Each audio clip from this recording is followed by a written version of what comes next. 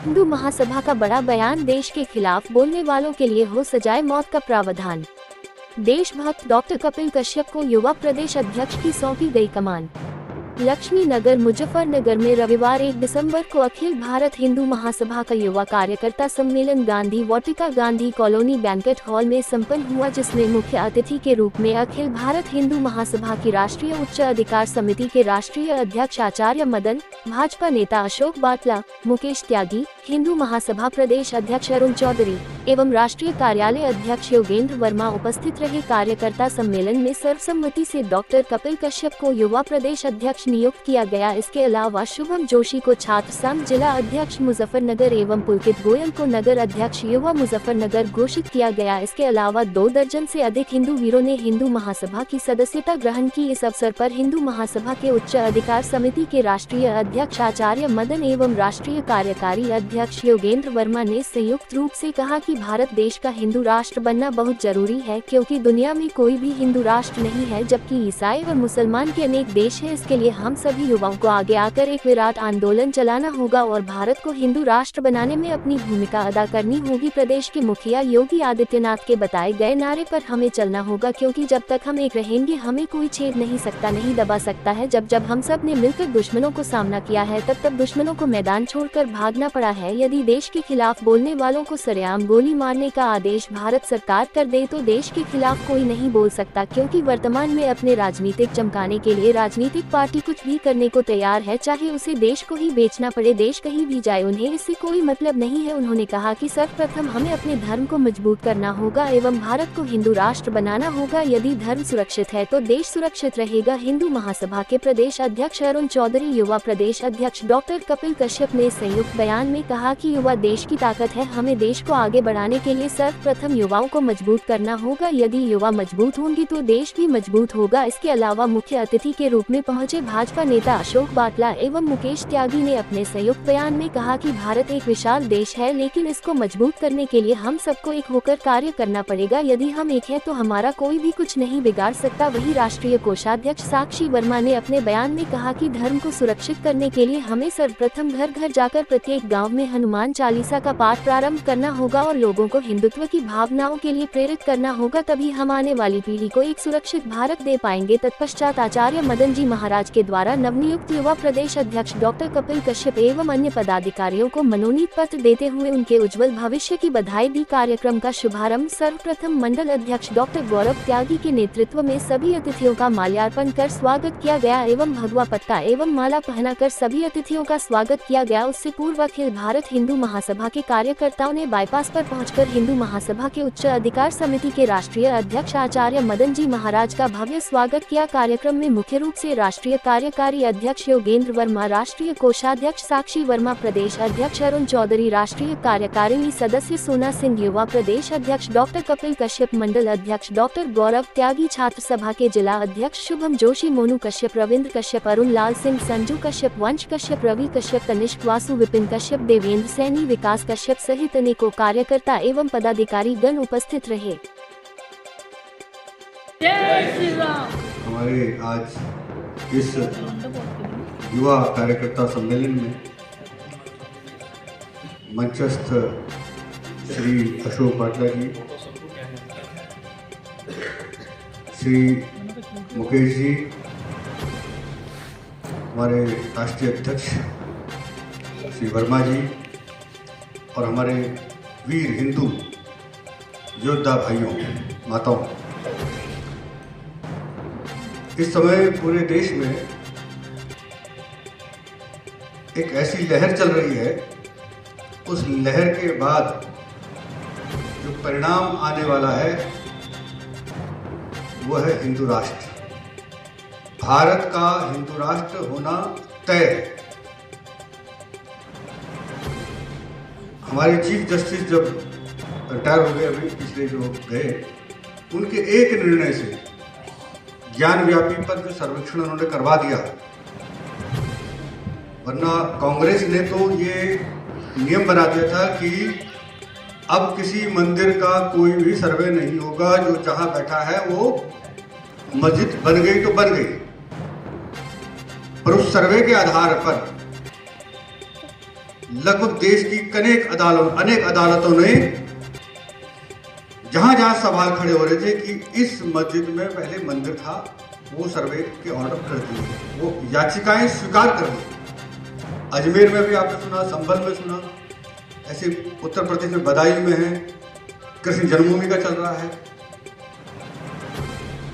लगभग 3000 ऐसे स्थान हैं देश में जिन्हें विदेशी मुस्लिम आक्रांताओं ने तोड़ा, उन मंदिरों को तोड़ा और उस पर अपनी मस्जिदें और अपने भवन खड़े करके अपने बोर्ड लगा दिए। क्योंकि विशुद्ध रूप से केवल ये राजाओं की लड़ाई नहीं थी, विदेशी लड़ाई, ये धर्म की लड़ाई थी। जहां जहां वो गए उन्होंने सबसे पहले धर्म स्थानों को लूटा। सोमनाथ का मंदिर कितनी बार लूटा गया, फिर इसको विध्वंस किया गया और फिर इसका स्वरूप बदल दिया गया। जहां जहां हिंदू सक्षम थे लड़ने में, जिन्होंने पीछे नहीं हटे, उस जगह को हमने ले लिया। जैसे अयोध्या में 500 साल बाद अब बिल्कुल निष्कंटक वहां भव्य राम मंदिर है। राम मंदिर तो पहले भी था, रामलला की पूजा होती थी, परंतु अब सारे कांटे साफ हो। ऐसे ही काशी में, अयोध्या में जो हुआ वो काशी में होगा। ज्ञान व्यापी भी वापस हिंदुओं को मिलेगा। कृष्ण जन्मभूमि का जो आधा हिस्सा शाही इमाम के पास, शाही मस्जिद के नाम से खड़ा है, वो भूमि भी कृष्ण जन्मभूमि की थी और उस पर कई बार हम मुकदमे भी जीते, परंतु किसी षड्यंत्र के तहत वहां पर आज शाही मस्जिद खड़ी है। वो स्थान भी वापस हिंदुओं को मिलेगा। संभल का हरिहर मंदिर भी मिलेगा और अजमेर का शरीफ जहां है वहां का भी शिव मंदिर वापस हिंदुओं को मिलेगा। तमाम 3000 स्थल वापस हिंदुओं को मिलने वाले हैं। निश्चित रूप से जल्दी ही ये लहर हिंदू राष्ट्र बनाएगी। एक एक कार्यकर्ता का जो योगदान है वो समझिए कि वो ईश्वरीय कार्य में लगा है। इसलिए सारे काम छोड़कर जब कभी ऐसा अवसर आए, हिंदुत्व की बात आए, हिंदू एकता की बात आए, सारे काम छोड़कर उपस्थित हो जाना, तैयार हो जाना समर्पण के लिए। यही संदेश है। जय हिंदू राष्ट्र, जय हिंदू राष्ट्र। धन्यवाद। अभी हमारे महाराज जी ने एक नारा दिया था, बटोगे तो कटोगे। ये सत्य है, हमें बांटा गया, डिवाइड एंड रूल्स। अगर हमें बांटा न जाता तो हम कभी ना कटते, और आज भी वही है। अगर हम बट रहे हैं तो कट रहे हैं, तो इकट्ठा रहेंगे। मेन पॉइंट वही आता है, कंसंट्रेशन जो आता है वही आता है कि हमें इकट्ठा रहना है। इकट्ठा रहना है तो हमें सब चीज भूलनी पड़ेगी, जातिवाद ये सब भूलना पड़ेगा। तो बटोगे कटोगे ये नारा भी है। एक नारा और आया है, एक रहेंगे तो सेफ रहेंगे। तो एकता में कितना बड़ा बल है। जिस परिवार में एकता होती है, जिस समाज में एकता होती है, उसकी हिम्मत नहीं होती कि उनके आगे कुछ बोल सके। एक परिवार के अगर 4 भाई हैं ना, अगर वो एक है तो 100 आदमी का मुकाबला लेते हैं। तो आज क्या है, आज हम लोग बटे में हैं, इसलिए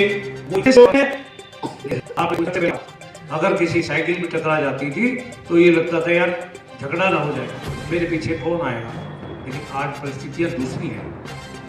आज स्थिति बदल चुकी है। इसमें हम लोगों के सहयोग से ही हेड ऑफ द फैमिली बनाना पड़ा।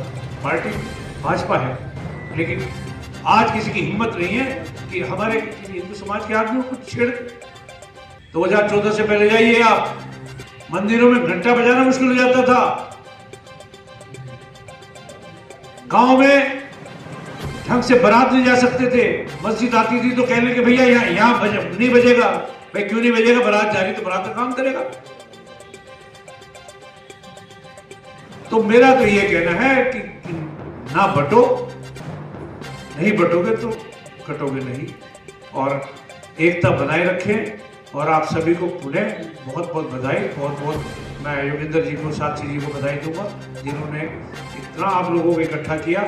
आप लोग अब जैसे योगेंद्र जी धर्म के लिए करते हैं, साक्षी जी करती हैं, आपको भी अपने अपने क्षेत्र में, अपने गांव में, अपने संगठन में इसको बढ़ाना है, इसको विस्तार देना है, इसको विस्तृत करना है। बहुत बहुत धन्यवाद।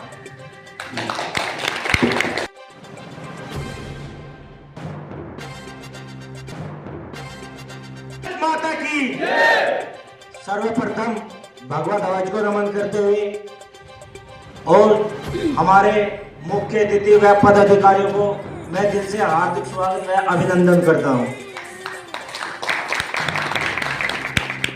सभी युवाओं को मेरी ज्यादा नहीं थोड़ी बात है, उसको जरा ध्यान से सुनना, क्योंकि ये बात कभी कभी सुनने को मिलती है। आपको सबसे पहले तो उन लोगों से बच के रहना है जो ये कहते थे मेरे पास टाइम नहीं। जो अपने धर्म के लिए टाइम नहीं निकाल सकता ना, वो बेकार है इस धरती पे आया हुआ। आप अधिक से अधिक संख्या में जुड़े।